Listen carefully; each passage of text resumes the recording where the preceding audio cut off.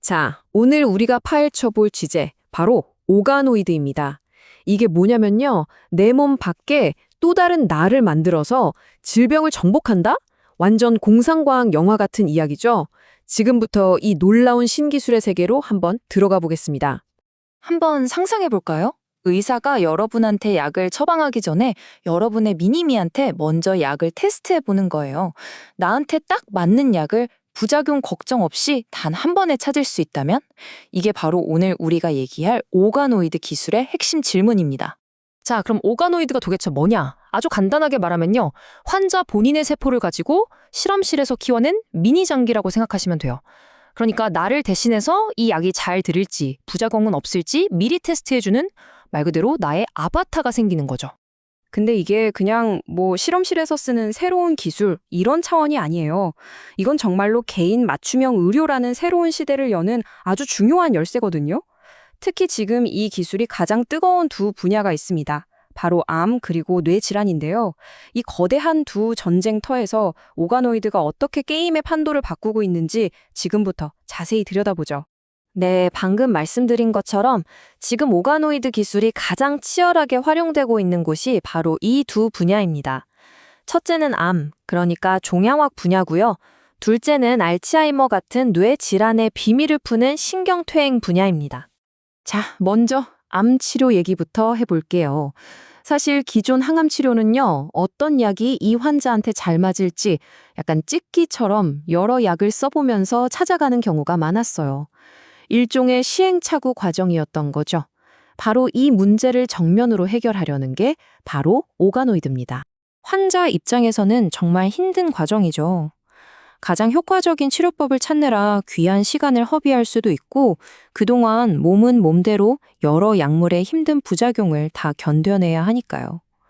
오가노이드 기술이 가장 먼저 해결하려는 목표가 바로 이 고통스러운 시행착오를 없애버리는 겁니다.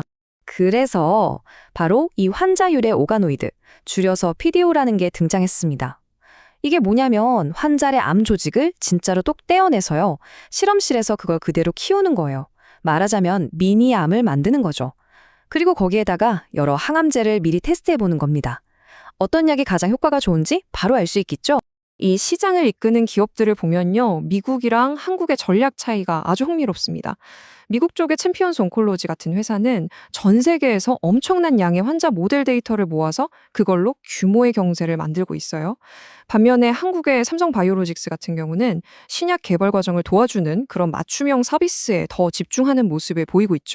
기술적인 접근법도 좀 달라요. 미국이나 글로벌 기업들은 주로 공배양이라는 거래요. 이게 뭐냐면 암 오가노이드랑 면역세포를 같이 키워서 요즘 뜨는 면역 항암제가 잘 듣는지 보는 거죠. 좀 더 복잡하고 고도화된 연구에 집중하는 거예요. 반면에 한국은 당장 병원에서 쓸 수 있는 진단키트나 한국인에게 딱 맞는 오가노이드 데이터를 구축하는 좀 더 실용적인 쪽에 힘을 쏟고 있습니다. 자, 그럼 이제 두 번째 전쟁터로 가볼까요? 바로 뇌 질환 분야입니다. 여기서는 정말 흥미로운 이름하여 미니 브레인, 즉 뇌 오가노이드가 완전한 게임 체인저로 떠오르고 있습니다.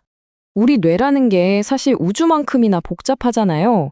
그래서 동물, 예를 들면 쥐한테 실험해서 효과가 좋았던 약도 막상 사람한테 써보면 전혀 효과가 없는 경우가 정말 많았어요. 이 엄청난 차이, 이 간극을 메워주는 게 바로 뇌 오가노이드의 핵심 역할입니다.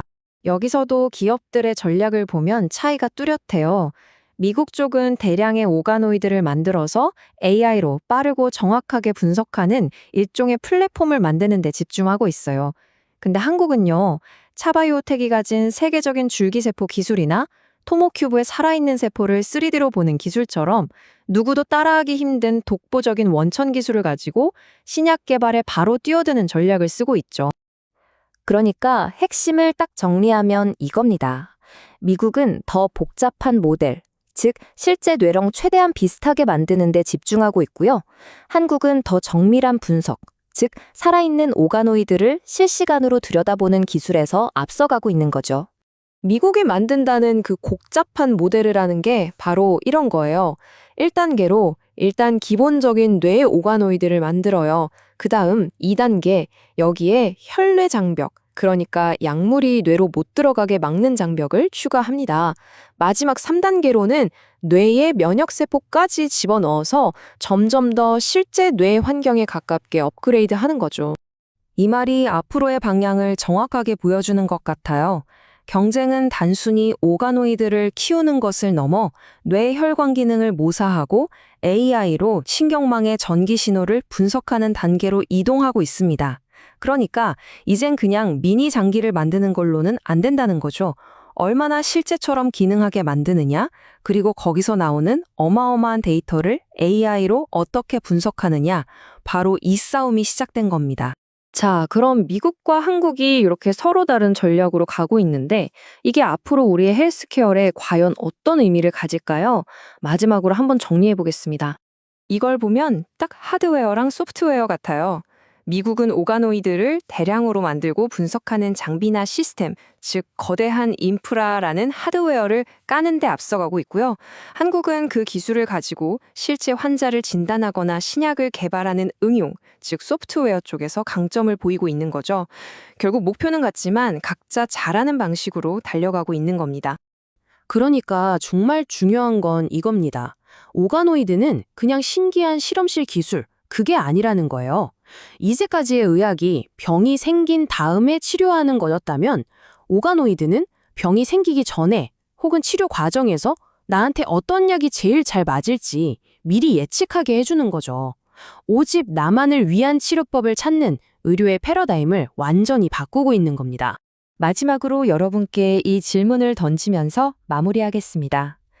모든 환자가 자신만의 미니미를 실험실에 딱 대기시켜 놓는 세상. 그런 세상이 온다면 과연 의학은 그리고 우리의 삶은 어떻게 변할까요? 생각만 해도 정말 흥미진진하지 않으세요?